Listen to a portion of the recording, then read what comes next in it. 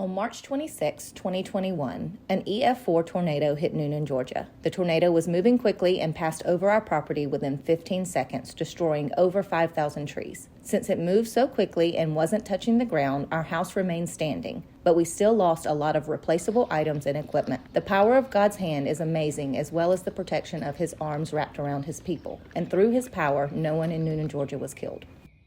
Can't even walk down the driveway.